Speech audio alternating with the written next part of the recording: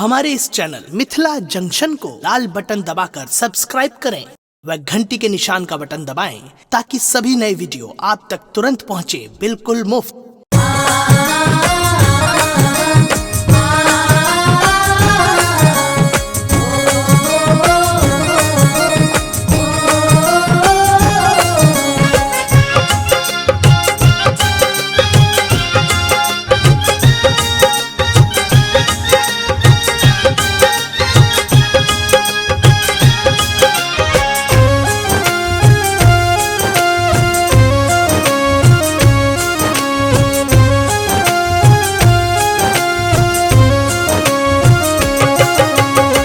नैया लगाबू माँ किनार है जननी, हाथ वहीं के पतवार। नैया लगाबू माँ किनार है जननी, हाथ वहीं के पतवार।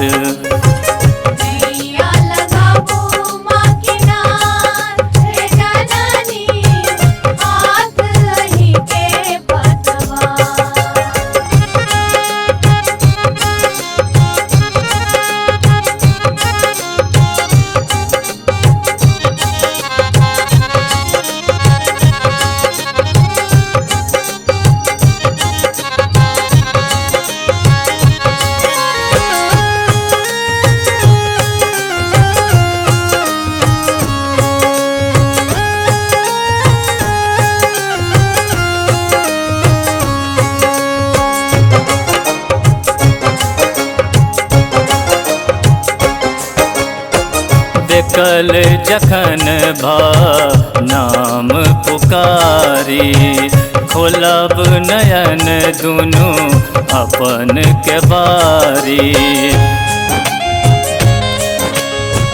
बेकल जखन भा नाम पुकारी, खोलब नयन दुनू अपन के बारी। मन में अच्छी विश्वास है मैया, ओही छी प्राणधार।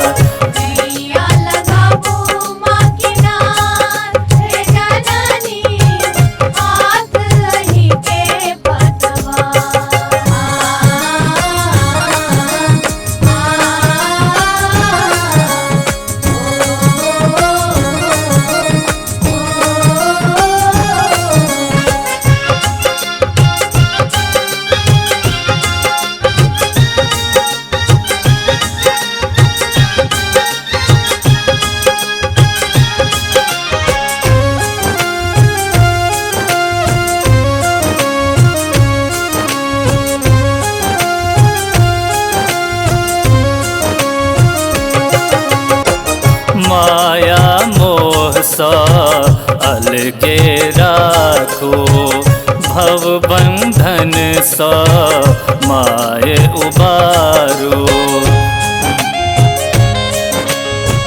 माया मोह सा अलगे राखो, भव बंधन सा माय उबारो।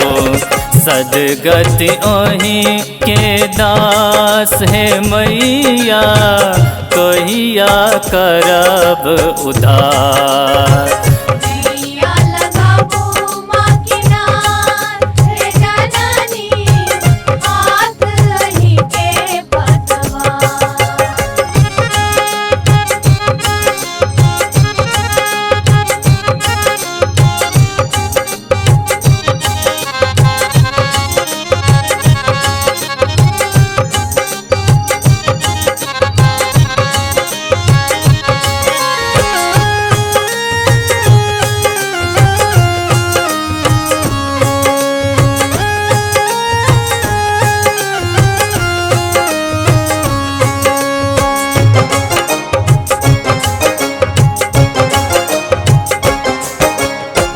जखन जखन होया धर्मक हानि, बढ़े असुर अधम अभिमानी। जखन जखन होया धर्मक हानि बढ़े असुर अधम अभिमानी। लै छी अहाँ अवतार हे जननी भक्तक बेरा पार।